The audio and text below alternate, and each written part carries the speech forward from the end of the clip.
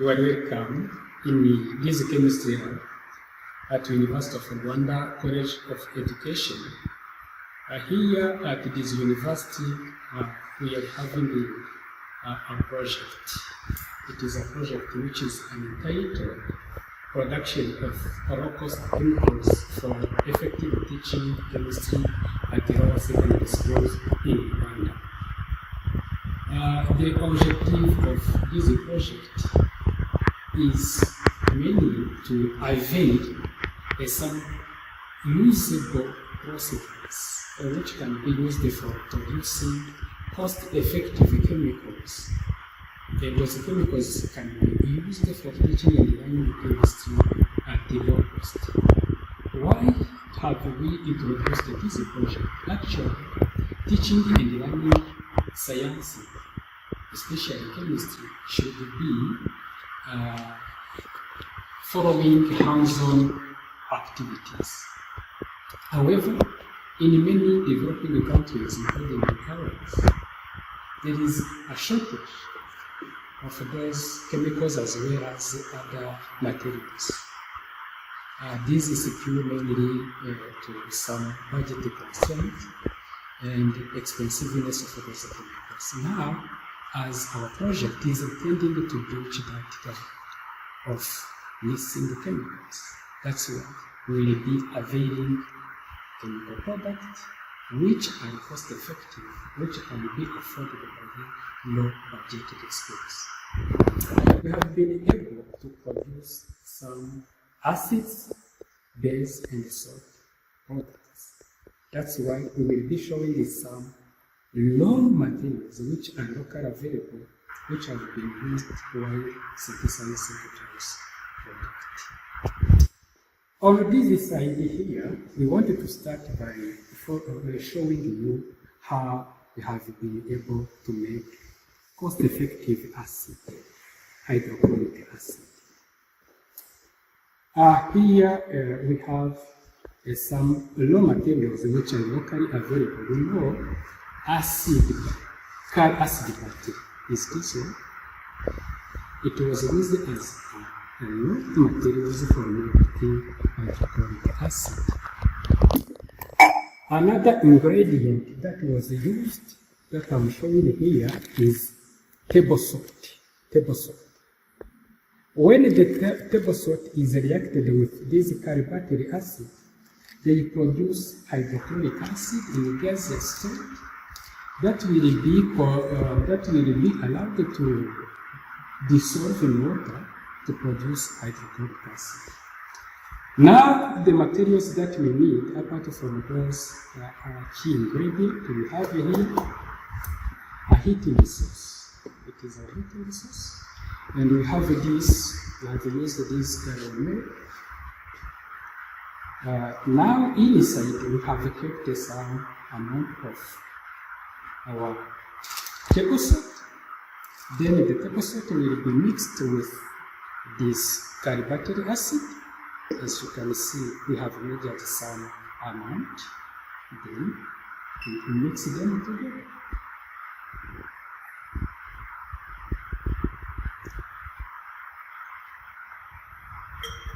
As you can see, the reaction starts immediately. That's why, what do we do? We have to close.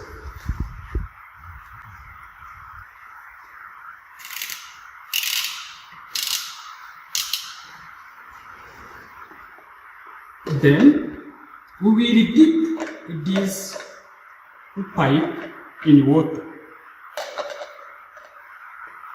We have some, this one.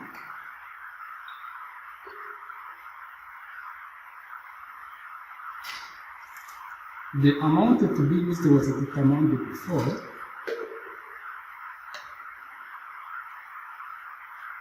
Then, as you can be seeing, we will see some bubbles on this side.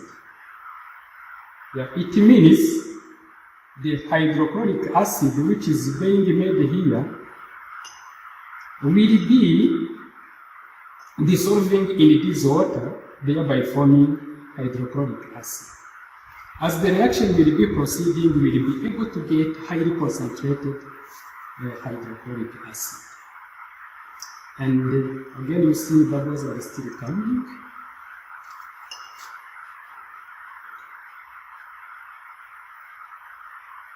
Yes. To avoid some gas to escape, it is better to automatically close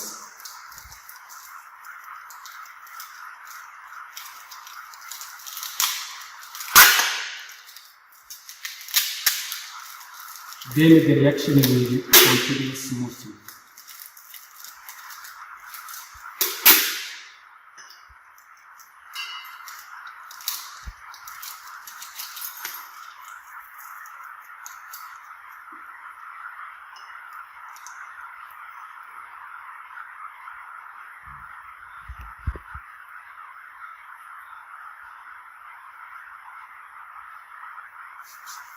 Yeah, this is how hydrochloric acid, concentrated one, has been made.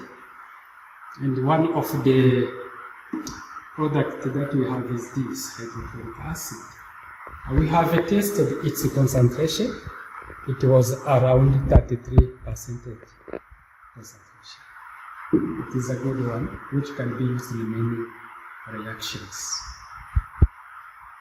On the side of acids, we have made some others. Apart from this hydrochloric acid, we have been able to make nitric acid. Let me show the nitric acid that was made. Yeah, it is this one, this nitric acid. The main ingredient that were used for making it, we have used fertilizer. Calcium ammonium nitrate fertilizer. It is abbreviated as CAN. And this fertilizer was again allowed to react with carbonate acid, this one. By reacting that fertilizer and this carbonate acid, we achieved the synthesis of this nitric acid. It is again a concentrated one. It is fuming one. If we open it, we can see some gas escaping, some fumes.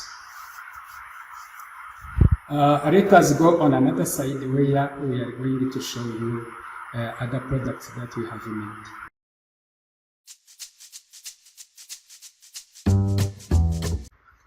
Hello everyone.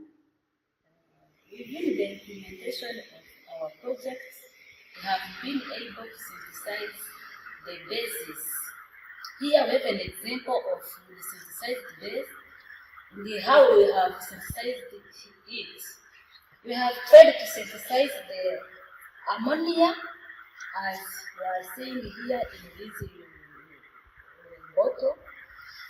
And then the procedure we followed.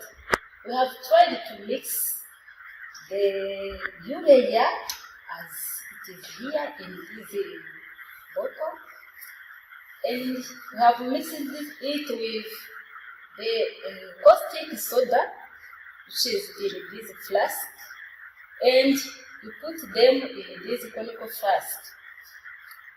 Then here we have the ammonia and the we have the urea and the caustic soda. We have mixed them, and to make the reaction possible, we have mixed it also with water. And as you will see here, by mixing, you will observe different changes which will be occurring.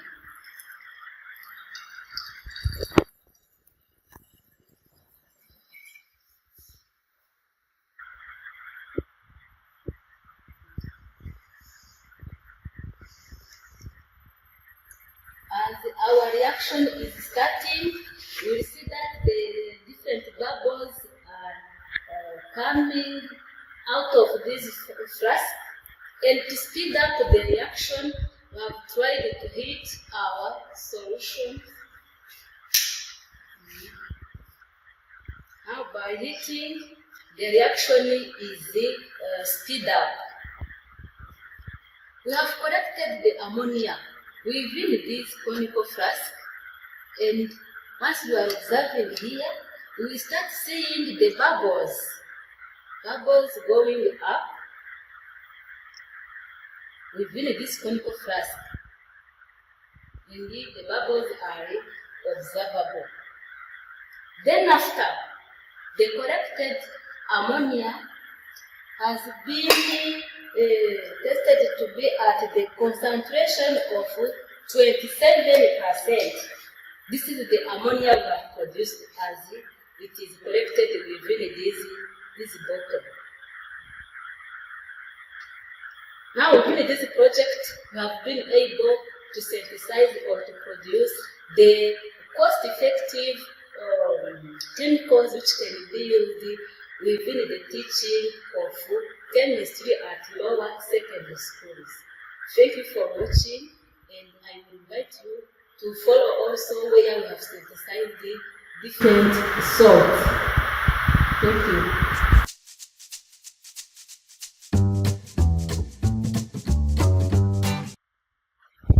Hello everyone. So now we are going to see how we have synthesized some of the salts.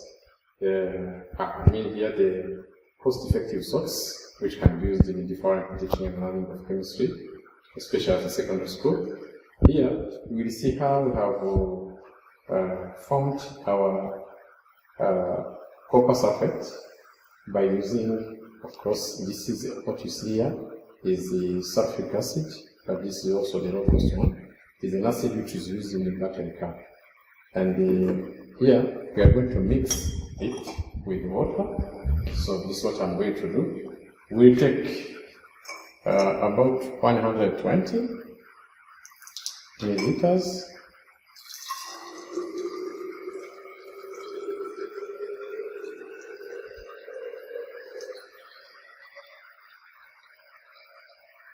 So as you see here, this is 100, exact 100. So then we need to mix with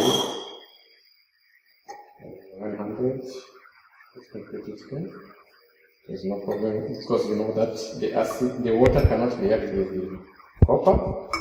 Let me add 20.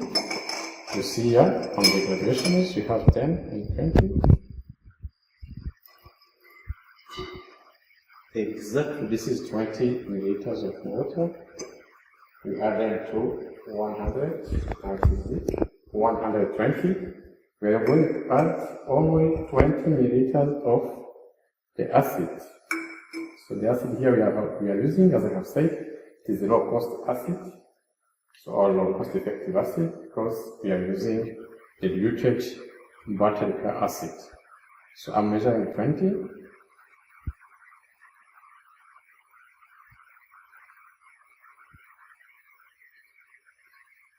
It's done.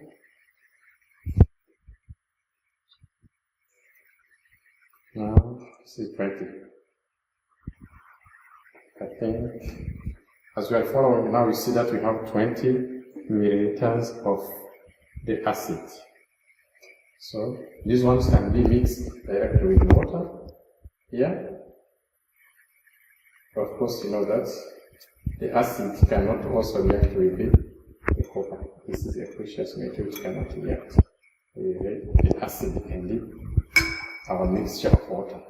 Here I mix slightly to make sure that my solution is homogeneous. So I mean we have all the particles. So if you can touch, here it is an exothermic reaction because as we are touching, you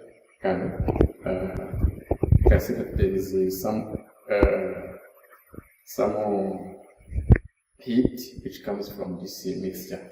So then we are going to, as you see, our equipment is now flashed. We are going to see how we can make the electrolysis of this material. Then let's connect with the external circuit to get the current which can pass through. As you see, the reaction starts directly, and as we are following, of course, when you see those bubbles, it shows that how the reaction is taking place. And in very few minutes, As you see here on the other side, the color is changing for this copper. So it shows now, even when you see the color of the solution is changing, I mean the color of this mixture of acid and water. So I mean the diluted acid here.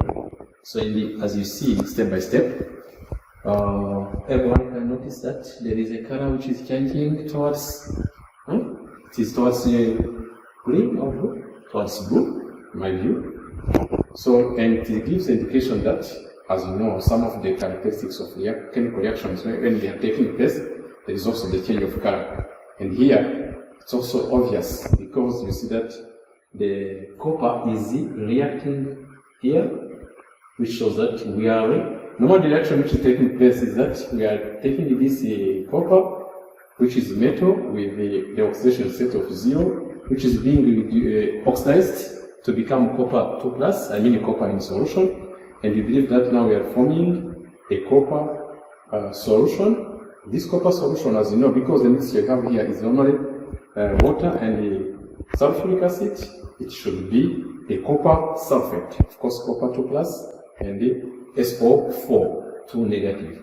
So as you are approaching here, so everyone can come and see, you will see that the color is changing, and as the concentration is increasing, you will see that the reaction which is being done is the formation of copper sulfate. And the copper sulfate is among the salts which are highly used in our teaching and learning of chemistry in secondary schools. Here you have some more samples. This is the reaction which is taking place now, but we have synthesized these materials, and at the end, after getting this solution, we try to see the way we can reduce the water, the amount of water, and later on we'll let the solution to settle down, and the crystals will be formed, and at the end we'll be filtering to get the crystals. So these crystals are real crystals of copper sulfate. For sure, we can confirm to you that after testing this copper sulfate, it has given very good results, which shows that we have achieved the highest purity as some of the commercial salts known for this type of materials. So we have not stopped on this type of salts. We have synthesized the main salts. As you can see here there is a list of some salts which are synthesized. The first one you see here is the calcium acetate, which have been also synthesized in this project. There is also calcium carbonate, which are also synthesized with really the very good color. As you know, for those ones who know the chalkboards, those ones you can be also seen, and we are using them in different activities on different reactions. Here also we have the iron sulfate, which are also synthesized in this lab. So it is a 7 hydrated. So you have also here the sodium carbonate, which also was synthesized in this lab. So before we conclude or we stop showing, I would like us to come back on this reaction. As you see from where we have started, now we see that the color has completely changed. You can doubt if it is blue. This is a blue color, which is characteristic of copper sulfate. So let us stop here. I would like to encourage all chemistry teachers that this is the way we can make our own materials, our own chemicals in laboratories, and it can help to improve the way we are teaching chemistry at secondary schools, and why not to think about how we can develop this to become a business. Thank you very much for watching this video.